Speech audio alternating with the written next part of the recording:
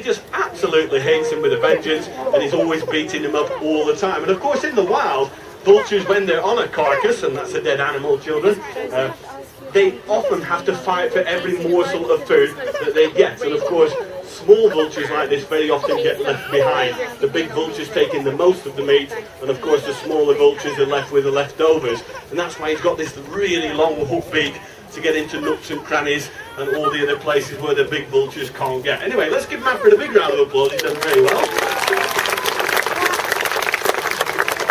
Him back in the box because I really don't want him to see the next bird, which is going to be coming in over our shoulders in this direction. We're going to have a look at a bald eagle next, and this really is an absolutely stunning bird. This one is actually 23 years of age, and at 23 years of age, I guess you've been there, seen it, got the t-shirt, the pencil and the rubber. And this particular bird is called Sydney. Now, most of the birds that we have here at the castle are actually captive bred birds, born in zoos and wildlife parks all around the world. But this is actually a wild bird. 23 years ago, this was in a nest in Canada. The whole forest it was in was on fire, and a Canadian ranger very bravely climbed up the nest and actually saved the two eagles that were in there. One of them being an enormous big bird. We called her Samantha. This one being a fairly small one, we called Sydney. And we just naturally assumed that this was actually a boy. But 18 years of having boy weekends out, boy chats and boy activities has all gone horribly wrong, because Sydney, in fact, is actually a very, very, very small female and laid an egg on her 18th birthday. So what do we know about birds? Not very much at all, I guess. Now here at the castle, this is a bird that really does know its way around, and it is a bird that's very, very fit indeed. And if we have a very strong wind, then it does a wonderful job of charging around the castle. But it's not a hot and windy day, it's just a hot and sticky day today. And Sydney isn't really going to enjoy the exercise that we're going to put it through today. That's not a member of the public, by the way. That'd be brilliant. Now, that is David, and David has actually given Sydney a bit of food to go up onto the castle, because of course keeping the bird within this frame, this little amphitheatre that we have here on the Ultra Lawn, is quite important. And it's not every day that you get to see an enormous big eagle like this charging around the place. Don't do trees very well. In fact, you're heading in the complete wrong direction for Sydney. But she is a bird that does know her way around. It's going to be quite low here. Where is that guy with the green tights and the pointy shoes? I can't see him in there. Now, birds like Sydney aren't very good at steering and manoeuvring and twisting and turning. So naturally these birds wouldn't have been used to provide you with lunch in yesteryear. Eagles were reserved for emperors, and I guess symbols of power and status, and the eagle, like Sydney, it's a very, very, very powerful bird indeed, and you can understand why the Americans chose him as their national bird. They are quite agile when they're catching fish, and of course when they're visiting nesting colonies of seabirds, they often will just dash in and out, throw their feet into the nest and away they go, or maybe pull a big fish off the surface of the water. And remember that exercise that I showed you with Ernie, throwing a bit of food on the floor? Once you've got a bit more flying skill under your belt, you can sometimes do a little bit more. So I'm going to see if we can get Sydney to maybe catch a bit of food thrown up into the air here. So I'm going to flash it a bit of food, get a bit of power on. Then I'm going to throw that up into the air. Wow.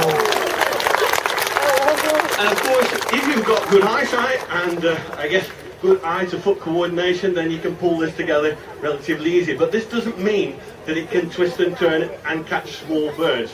And in the wild, this is a bird that will mainly steal food from herons and pelicans and ospreys, fish that they've caught. And of course, they are great bullies in the wild. Let's go for one more.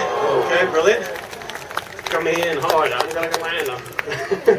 Now, don't go and try and share her chicken. She doesn't share very well. Once she's eaten that piece of food, then she's going to be coming in really low over the top. So guys, you need to move back a little bit. Quite unusual for her to land. Is she going to do the embarrassing bit and walk back? That will be really embarrassing, shouldn't it? A couple of moments. You need to just sort of back away from her, guys, so that she can get a bit of airspeed running. You need a bit of space to be able to get out. Yes, I knew that you'd be coming over very low. Okay. So let's give Sydney a really big round of applause. Done very, very well for her. Okay, ready? That's it. Now, you're probably thinking to yourself, that's a big eagle, and you're quite right, it is a fairly serious eagle, but we're now going to fly one of the biggest eagles in the world. To give you an idea of scale, Sydney's got a body weight of maybe 10 or 11 pounds. This next bird has a wingspan of coming up to 8 feet, and it weighs about 17 pounds, so it really is a very serious bird indeed. This is one of the most beautiful eagles in the world, and it's called a Steller's sea eagle, a Steller's sea eagle. The contenders for the largest eagle in the world is a harpy eagle from South America, a Philippine monkey-eating eagle, and of course this one, the Steller's sea eagle. And this comes from eastern Russia, Japan and Korea, and that is where it would normally find most of its pals living out wild, and it is a bird that has to live in some fairly serious inhospitable conditions. Where it lives there are volcanoes, massive areas of tundra regions of the world, snow and ice, and it really is very difficult to make a living, and that is why this bird is fashioned in the shape it is. That massive bill is designed for withstanding temperatures of 20, 30, 40 degrees below freezing, and you can imagine every piece of meat that you eat is going to be a block of ice. So imagine getting a leg of lamb out of the freezer and then crunching on that, and that's what this bird has to do pretty much most of the winter. It can, of course, like all the big eagles, catch things, but it prefers to scavenge. And salmon go upstream, they breed in their literally millions, and these eagles take full advantage of them by mopping them up. And of course that keeps them alive as they bobble up and down the river, these frozen fish. She is a beautiful bird. This one is called Nikita, and at 8 years of age she's a mature bird. Like a baby bald eagle that we flew in the show at 12 o'clock, Merlin, it was black all over and gets the adult plumage as they get to about 3 to 5 years of age. When this bird arrived with us maybe 4 years ago, she was pretty much all black, and these white wings and white pantaloons and tail are her mature plumage. And at 8 years of age she is old enough to breed, and she will be going into a breeding aviary this winter time with one of our other males who is now 5 years of age. But because she had no partner, we decided to train her and fly her, and of course it's been an uphill battle. Imagine hauling 17 pounds of meat off the ground. It really is a very tough day at the office for Nikita, and she much prefers flying on a very strong windy day. We're going to make her life very difficult now, and we're going to fly her to the top of Guy's Tower. Now, if you look in the back distance, David has the unenviable job now of running all the way to the top of Guy's Tower. And if you've walked up there, you do know it's a serious hike to the top.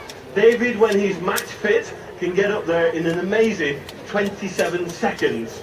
But he did have 7 pints of Peroni last night, so he might be a little longer. But when he comes out at the top, in a few moments' time, I want you to give him a big round of applause. It really is a serious effort to get up there. And I'm guessing that Nikita views this job in exactly the same way as David does. She really doesn't want to go up there, but of course she has to try and find a way of hauling that body up. It's not going to be easy, but she's going to have to take off and try and find some fresh air that's moving in the right direction. Instinctively, all of her feathers on her body are designed to line up into the wind, and what she's done is head off in completely the wrong direction. And I'm guessing that most of you think that that's a bit silly, but she needs to hit those big wings against the fresh air. That's the only way that they will get some lift. And she knows it's going to be a tough day at the office today, has worked her way across towards, I think she was heading for Spy Tower, which is a little thin tower there with what looks like an eagle sitting on the top of it, but in actual fact that's a light fitting, and she's going to sit there for a couple of moments. She's already gained about 70 or 80 feet, and normally we get this prevailing wind which blows up suddenly in this direction, hits the back of the castle, and you can imagine when you've been down onto the River Island, you look at that castle from the River Island, it looks almost like a cliff face, and when the wind hits it, it usually produces a column of air that is fairly useful for getting onto the top. But I don't guess that there's going to be any fresh air moving around in that direction today, and the wind that we've got is actually blowing from here towards the castle, and the best place that there was going to be any lift is actually on this front side of the mound here. So she's already getting it wrong, and this is just one of those things that is all about testing her brain power. She can, of course, go many days, as you would imagine, living in a world that gets to -40. She can decide not to do this exercise. But eagles are incredibly greedy, and I'm guessing that after a few moments of just sitting about and just getting some blood back in those wings again, then she'll take off and sort of make her way out in that direction. I think that she's going to try and go on to Caesar's Tower, which is the other tower on the far corner. And from there, she's actually in not a bad place at all. From there, she's actually directly downwind of the castle and just has to pull her bum up to the top for that last bit. And of course, not very stylishly done. Sometimes she has to go up and do 6 or 7 laps around the castle to get up, but she's not really bothered whether we're impressed with her flying skills. All she wants is that piece of food that's up on the top of the castle. And she's got fantastic eyesight of all the birds, about 8 to 10 times better than mine and yours. And I can see from here, her wings are open, and when you see her back down here in a few moments' time, her beak will be open. She'll be absolutely cream crackered, but this bit is all downhill. And wouldn't it be fantastic to finish the show with the eagle landing on my arm? It will be brilliant. But, and I've done this so many times, this bird's air brakes leave a lot to be desired. And she often treats my arm as like a fish to go, and she grabs hold of me and I end up about 20 feet further on, sitting up my bum in that direction.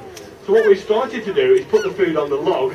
The very second that I actually put the food on the log, the eagle will then start to work its way towards. What she was doing there, she was actually preempting what I was doing. So I just told her to go back onto the castle by telling her that there's no food available. And it's very important that she has to wait, otherwise she will just do what she wants whenever she wants. But the very second I touch some food on that log, she'll be on her way in. But you really will laugh at the air brake. She sort of whittles and wobbles all the way in, and it really is funny, and you will enjoy this bit. So the very second I put some food on there, she's already in and making her way towards us. And this is pretty much as bad as it. Give her a really big round of applause. Very, very well.